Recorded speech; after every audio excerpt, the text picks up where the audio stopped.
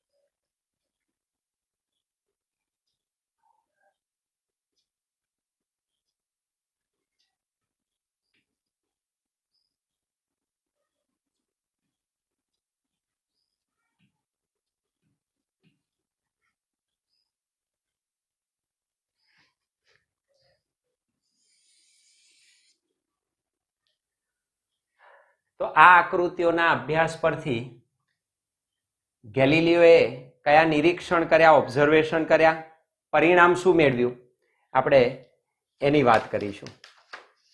તો સૌ પ્રથમ ગેલિલિયોનો અભ્યાસ, આના ઉપરથી એણે કયો અભ્યાસ કર્યો તે.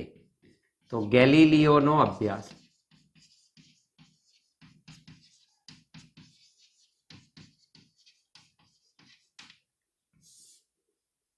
એણે શું અભ્યાસ કર્યો? કયો અભ્યાસ કર્યો? તો કે ઢળતા જે સમતલ છે એ ઢળતા સમતલ પર પદાર્થની ગતિને લગતો અભ્યાસ કર્યો એણે. ઢળતા સમતલ પર પદાર્થની ગતિ ને લગતો અભ્યાસ. કયો અભ્યાસ એને કર્યો? કે ઢોળાવવાળા જે સમતલ છે એના પર પદાર્થ ગતિ કરતો હોય તો શું થાય?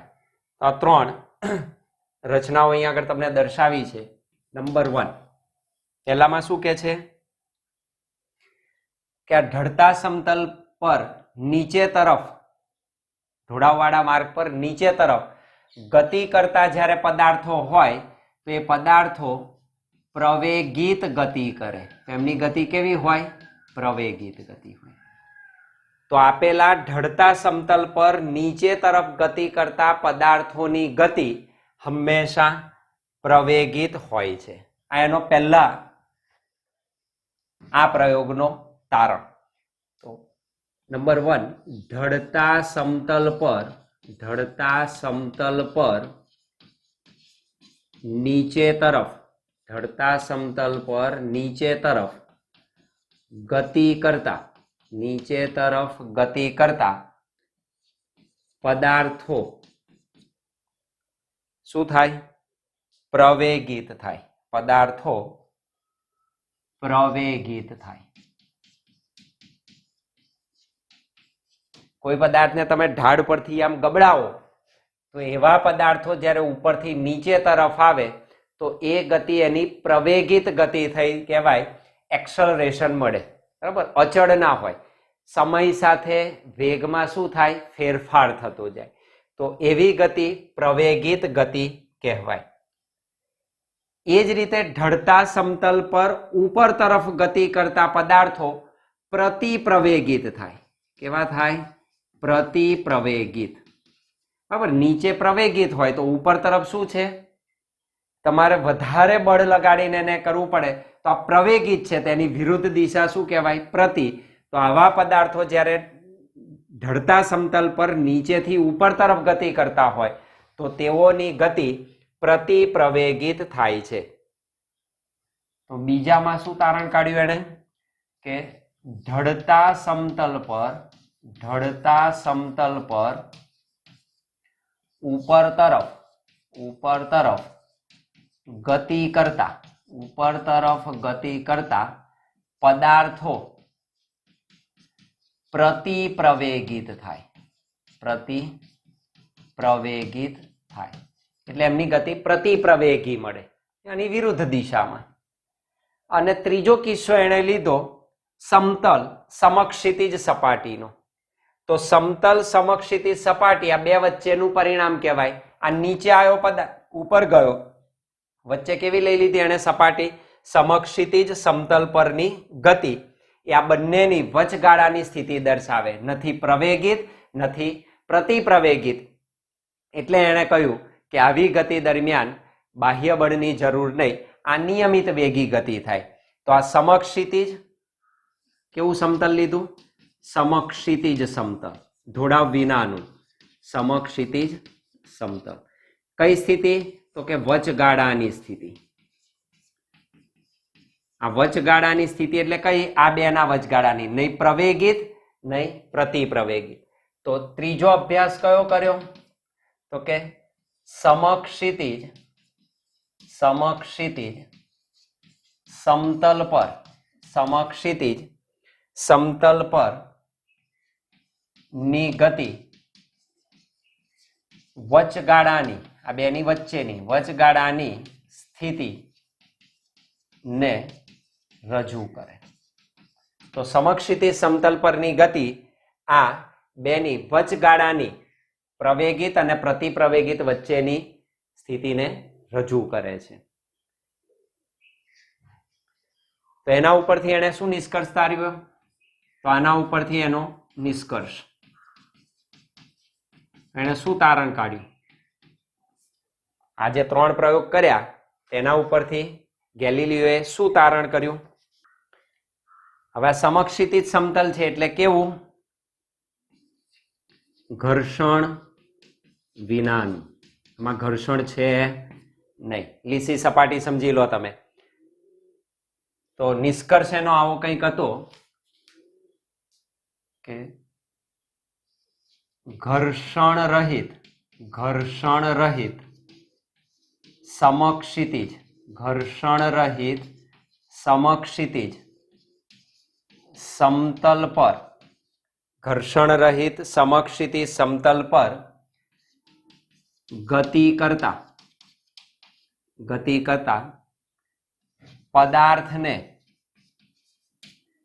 પ્રવેગ કે પ્રતિપ્રવેગ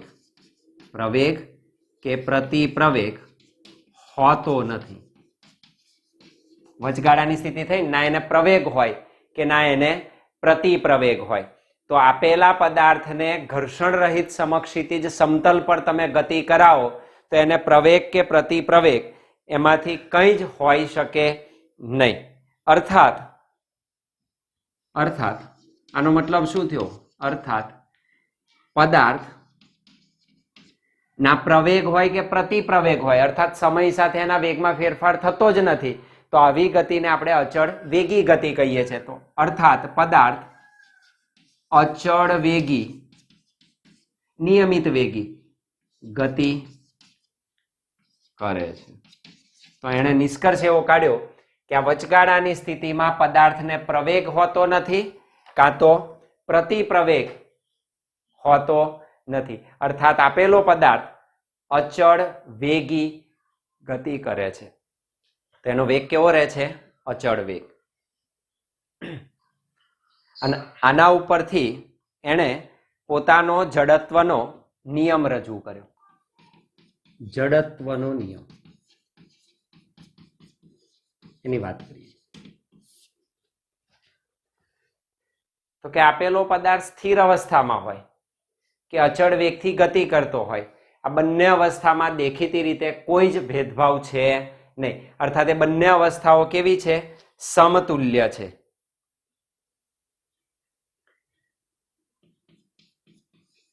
સ્થિર અવસ્થા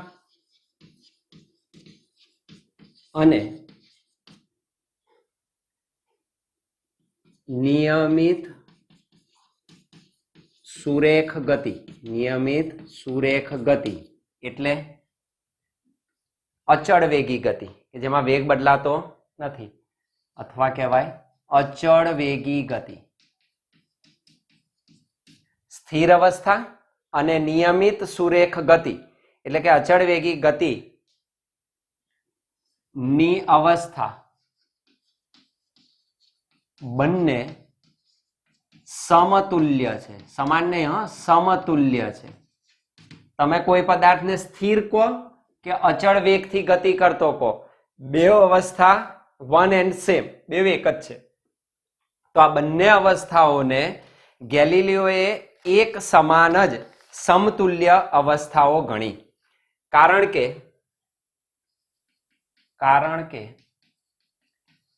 આ બંને અવસ્થાઓમાં પદાર્થ પર કોઈ ચોખ્ખું નેટ પરિણામી કુલ, આ બંને અવસ્થાઓમાં પદાર્થ પર કોઈ ચોખ્ખું બળ લાગતું નથી.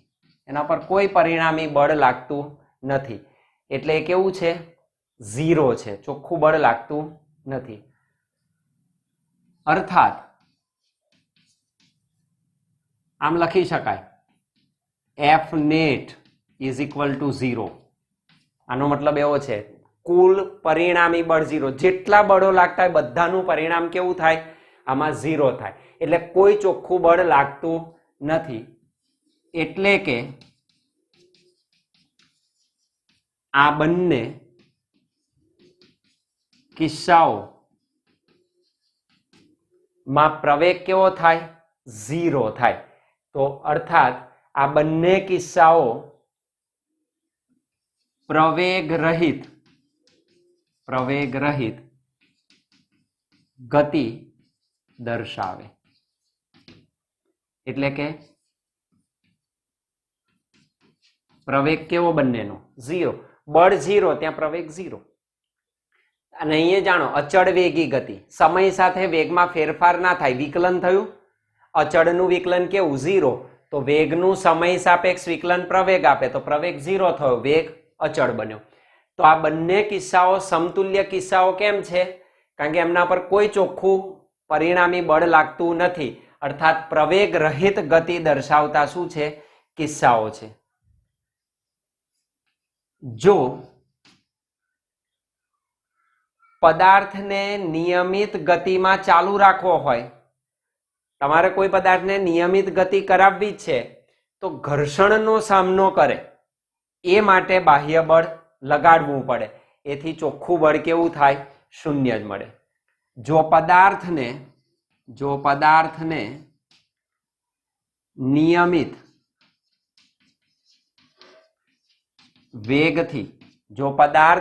નિયમિત વેગથી ગતિમાં ચાલુ રાખવો હોય તો ઘર્ષણનો સામનો કરવા માટેનું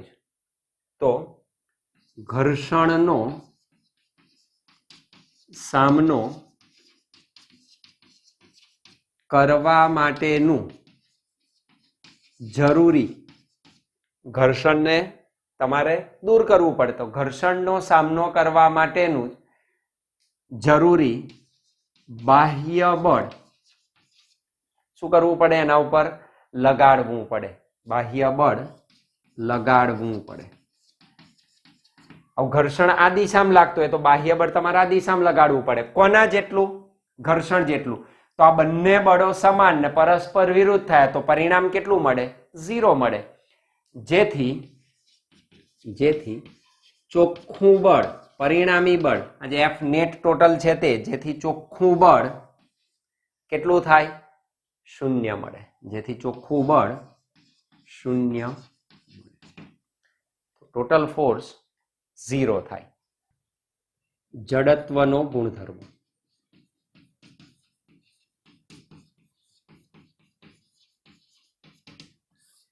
જડત્વનો ગુણધર્મ શું કે? જો ચોખ્ખું બાહ્ય બળ 0 હોય તો સ્થિર પદાર્થ સ્થિર જ રહે. તો સ્થિર પદાર્થ સ્થિર જ રહે અને ગતિમાન પદાર્થ પોતાની અચળ વેગી ગતિ ચાલુ રાખે છે.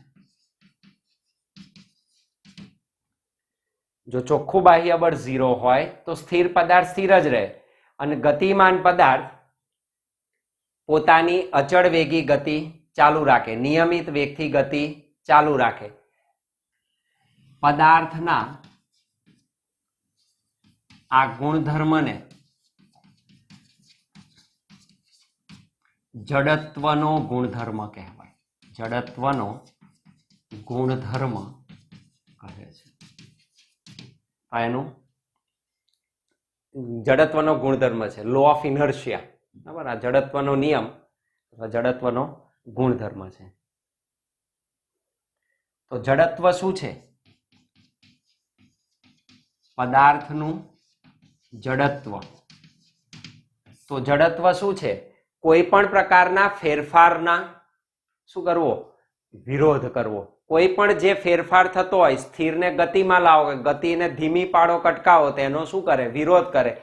એ ગુણધર્મ અને પદાર્થનું જડત્વ કહેવાય. એટલે એની ગતિની અવસ્થાનો વિરોધ, એની ગતિની અવસ્થાના ફેરફારનો વિરોધ. તો પદાર્થનું જડત્વ એટલે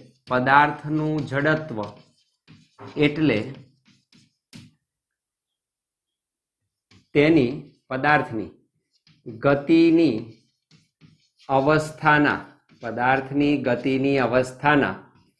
ફેરફારનો વિરોધ. એને જડત્વ કે દરેકનામાં હોય એ અવસ્થાના ફેરફારનો વિરોધ. અને પદાર્થનું જડત્વનું માપ શું? તો પદાર્થનું દળ. તો પદાર્થનું જડત્વ એ પદાર્થના દળને આભારી છે.